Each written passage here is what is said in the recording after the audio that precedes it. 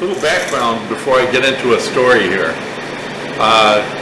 Many years ago, when I lived in Faribault, I had purchased a wheel horse garden tractor lawnmower. And I bought it from an outfit in Owatonna. And a couple weeks down the road, I decided to replace one of the drive belts. So I went to the local dealer, who was just a couple blocks away from my house, told him what I needed, and he looked at me and he goes, "Where did you buy that tractor?" And I said, "Well, I bought it at Owatonna." "Well, then go over there and buy the belt." And I said, "Well, I got a price from you on the tractor, and they were substantially cheaper for the same unit. I mean, what am I supposed to do?" And he goes, "I don't care. You go over there and buy your belts. Don't buy them here." So the guy wouldn't sell me parts because I didn't buy the tractor from him. So I ended up going to the farm store and buying the belt there. You know, it's just dumb. And then if you go out to Sturgis and you've got a Victory motorcycle and you need a front tire or back tire, and you go into the Harley Davidson shop, either in Sturgis or in Rapid City, and you want to buy a tire, you don't dare tell them what it's for, because if you say it's for something other than Harley, they won't sell it to you. They just won't sell it to you. You know, that's bad business. That's just bad business. I am definitely not that way. I had a guy come in here this spring on a Spider, wanted to know if I would do a front end alignment on it and put tires on it. And I said, "Sure, I don't care." I have no qualms about helping people with stuff like that. If someone came in here with a motor trike or a Roadsmith trike or one of them, and they needed me to fab up something, I wouldn't blink, and I certainly wouldn't overcharge them. I'd charge them probably less than I should. I'm pretty generous when it comes to helping people out that way. So that's just not my thing. You know, if I'm going to resort to that, I'll sell the business, do something else. That's just bad business. So anyway, just so you kind of know where I'm coming from here, I get letters fairly often. Uh-oh. Hang on, I got to plug in my camera. It's going dead. My new camera's working out really good.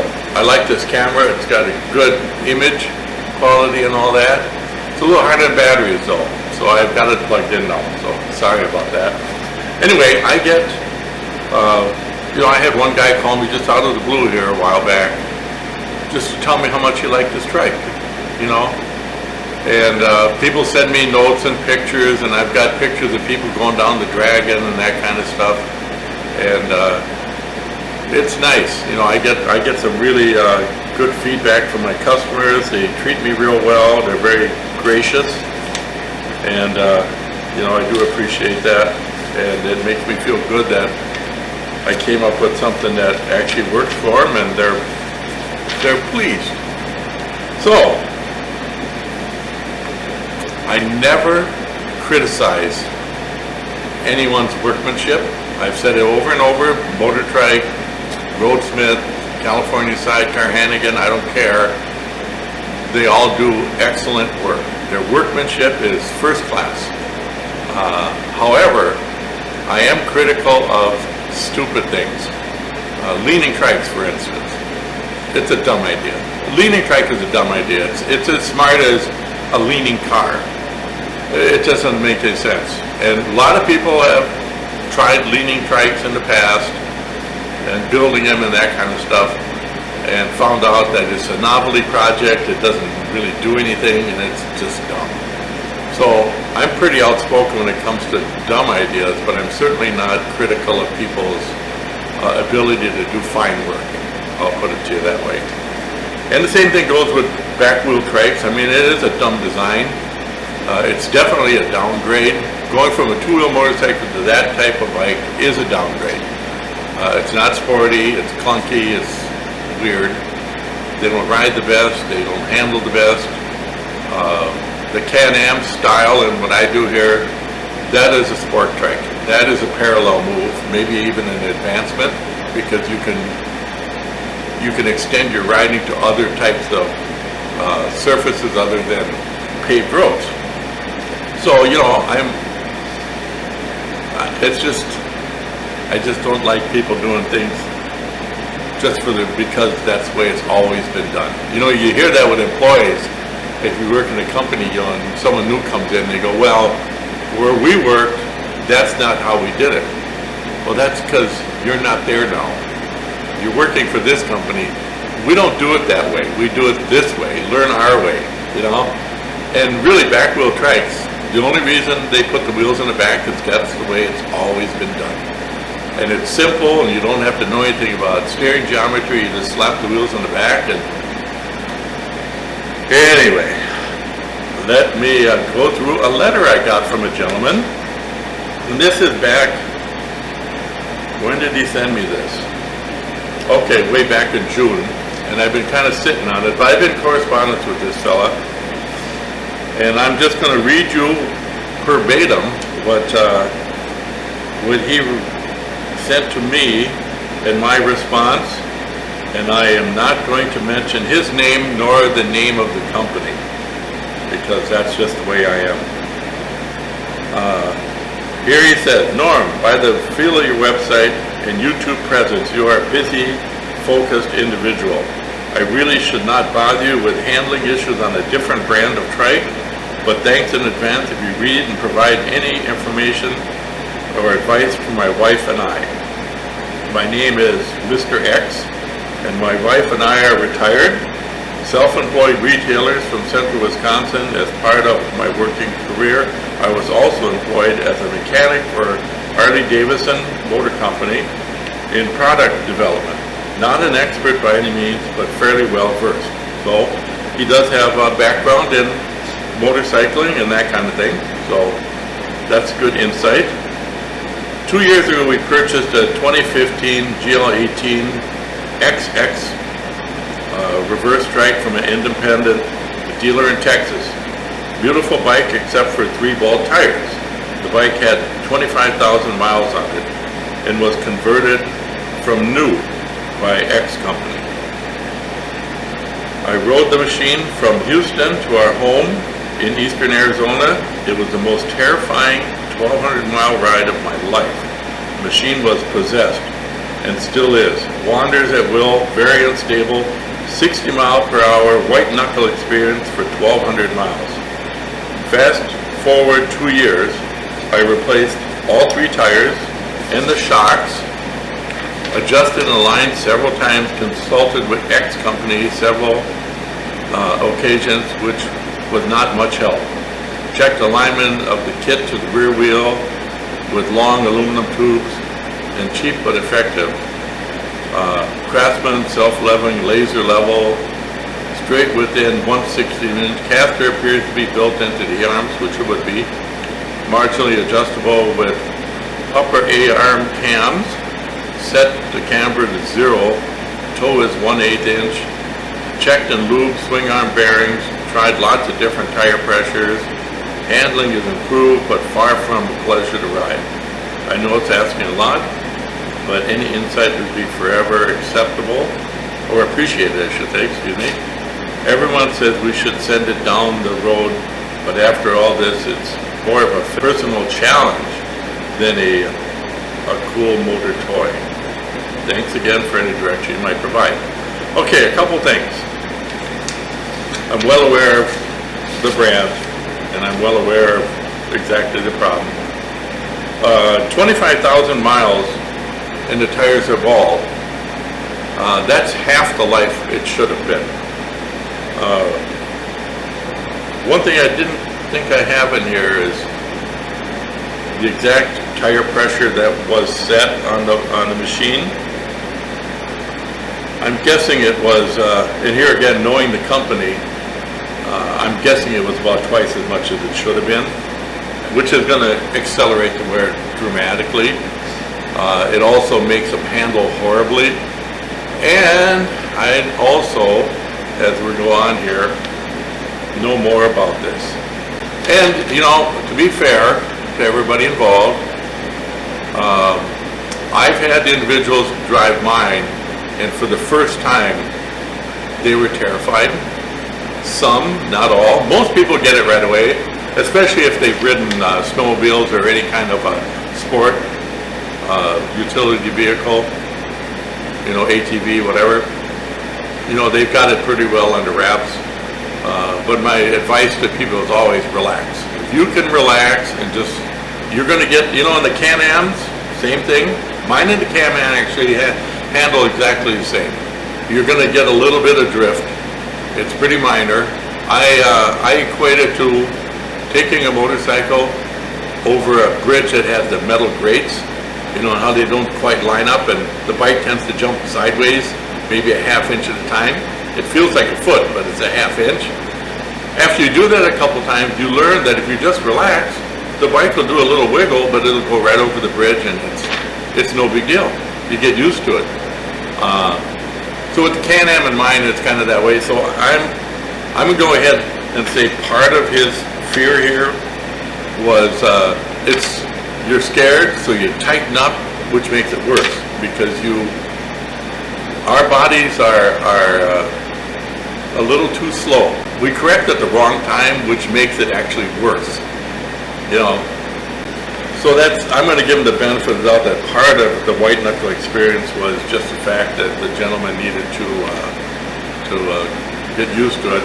However, after time went on, he did not get used to it because there's other issues here. So here's my response. Not to worry, Mr. X. I have no problems helping if I can. I am well acquainted with the XX trike. Okay, so here are the issues as I see them. First, the front wheels are too large and too wide. I say this all the time. You cannot run big tires, wide tires, low profile tires on the front. It's not going to work. The wheels are too large, too wide. What this does is cause the drifting as you described due to inconsistent scrub. Also, if the tires are overinflated, things get even worse. 15 to 17 psi would be about right. If he's going to stay with the wide profile tires, I would say 13 to 14 pounds. Also, this particular conversion tends to overheat because they refuse to put in the third radiator and they cover up most of the inlet vent, so they overheat, and they overheat fast. As far as alignment, the only adjustment you can make is toe, which has little effect on handling, which is true. Toe is mainly tire wear. It does have some effect on handling, but it's very minute, unless it's way off, like an inch off or something. One-to-one steering is one of the things they use. Bad move. It allows you to make tight turns, but along with that, it makes the trike hard to steer at low speeds and very touchy at high speed, which is true.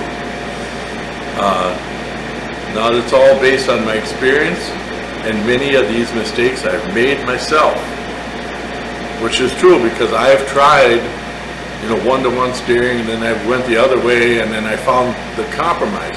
There's always a compromise, and I think I've found most of the compromises that you can attain through my experience. That's not in the letter, I'm just ad-libbing here. What can I say? What can you do to fix this? Well, try lower tire pressure. Being relaxed is huge, as death grip causes overcorrections that can make things worse. If the hubs are standard bolt pattern, change to a 15-inch wheel would also help, but that's pretty involved as you must also change fenders and that kind of thing. And then you also have to look at your offset, and it gets to be really touchy. It would take, if he was to bring it here, I could probably rework it for him, but I don't know. Now we're getting into some strange territory. Also machine work would be required, which is true. The one-to-one steering can also be changed to 40% reduction to calm down the quickness. And that would be a very viable option, is to reduce that steering, that one-to-one, by 40%. But looking at the way they build their machine, it would be difficult. I'd have to recommend completely ripping the steering system out and building a brand new system. Okay, let's see. So here was the last, one of the last ones I got from. Thanks for your response. I really appreciate it. Going to disassemble and beef up the stabilizer today. Looking at wheels, I think 17 wheels were used to clear the fender brackets. Looking to find narrower, slightly taller to fit existing rims. Not a lot of choices, which is true. Seems like the rear tire is way too much side flex. I'm not real sure if they use a motorcycle tire. I know this company was like, oh, you can't put a CT on there because they don't fit on the rim, which tells me they don't know how tires work.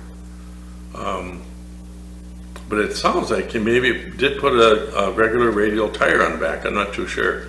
Has anyone tried a bias ply dark side tire or car tire? Bias ply would be okay. It doesn't really make any difference. The back tire really doesn't make any difference. It's not going to affect the handling. It's not going to affect anything. The back tire really just kind of provides the traction. And, you know, just like the guys who are running dark side tires on two-wheel motorcycles, you can get by with the back wheel because it's the front wheel that does all the work. The back wheel just kind of follows the lead. And that's not to say that it doesn't change the handling a little bit. It's just on the trike, it's not going to make any difference because there's no leaning involved. So, seems like they used a bunch of off-the-shelf pieces that they had on hand for their rear trike assemblies. Correct caster doesn't seem possible with the range of adjustments available, which there really are none. Wondering about the steering ratio. At this point, making this thing handle decent is more of a personal challenge than a desire to have a cool outside the box motor toy. I kind of wish I never saw this POS, but I own it, so I'm going to have to fix it no matter what. Thanks again for your time. I'll keep you posted. And I think the last correspondence here is, I told them the rear tire is not an issue. A standard radial is fine at 26 PSI. As far as wheels, that's pretty complex as you need to be aware of scrub radius to prevent bump steer. If you send me pictures of the wheel assemblies and steering drive, I can offer advice. And he did, and I did. I don't have that in the letter here, but I do have several pictures which I could zoom in on, and we'll talk about that. Thanks again for your time and your help. Attach a few pictures. Lots of design issues I don't seem to make sense, but I'm not an engineer. Thanks in advance for any insight you're willing to provide. Been riding it without the body so adjustments are accessible. What do you think of shock angle? Appears a little steep. It would really shouldn't affect handling. I agree. And I might have responded to him on a separate email, because this is one giant email that we just kept adding to. But I haven't talked to him since. So it's been months. Yeah, there's a lot of design issues. And the more I looked at it, the worse it got. I'm actually quite surprised. Yeah. One thing that really stuck out to me is the way it is attached to the motorcycle. It appears to me that the frame assembly is bolted onto the engine. Most notably the front cover. And I'm thinking, you know, a minor bump into something and you're going to break the engine. Mine attached to the frame, and it does attach to the engine on the sides, but that's the third attachment. I mean, there's 3 attachments on each side, which gives me more than ample structure. Plus, I mount the top of the frame rather high up in the frame assembly, so the torque distribution is quite wide. It's about this wide versus theirs, which is about this wide. So there's kind of a torque multiplication thing that goes on. And they attach to the crash bars. Well, the crash bars are basically the thickness of electrical conduit. It's not a structural member. I would never attach to the crash bars themselves. I just don't think it was a very good setup. The whole thing to me is just not good. It's unfortunate because the workmanship looked good. Like I say, I'll never criticize the workmanship. That part's good. Design is not good. So unfortunately, this fella is kind of stuck. I kind of hope he gets it working. I hope he gets some satisfaction out of it. But I have heard issues with overheating. I have not heard such a dramatic accounting of poor handling. So that's unfortunate too. Number 100 that just left here, the guy that, I don't know if I mentioned this before, but he had the leaning trike and he absolutely hated it. He just hated it. And he had the tilt lock, and he said what would happen is, he said, as soon as you hit 7 miles an hour, it would unhook, so then it would tilt. He said if you weren't prepared, you'd crash, which he did. So, yeah, he got rid of it. He was going to have me take the leaning trike off, and we were going to put it in the recycle bin and then convert that bike. Well, instead, I had bought the Goldwing that I designated as 100, and he just wanted to buy that. He just bought that. He traded the leaning one for a yellow Goldwing. So now he's got my Goldwing trike, and he's got a two-wheel Goldwing, a yellow one. And he says he's just happy, happy. He said he danced like crazy when he saw the guy's helmet go over the hill as he drove away on the leaning trike. He says he was so happy to get rid of that thing. So you live and you learn. And he said, I wish I would have talked to you before I bought the thing. And I said, you know, that's why I'm doing this. I would recommend before you buy something of this high expense. I mean, I don't know what these guys charge, probably about what I do, I suppose, but it's a lot of money, and you want to do some research, and if you feel like this isn't for you, don't do it. Just don't do it. I don't do stuff like this because I'm trying to push people my way and away from these guys. I'm just trying to warn you. I've talked about this many times that I think I can mention Hannigan because they don't do reverse trikes anymore. You know, they tried it for a while and it wasn't working for them. It just wasn't working for them, from what I understand.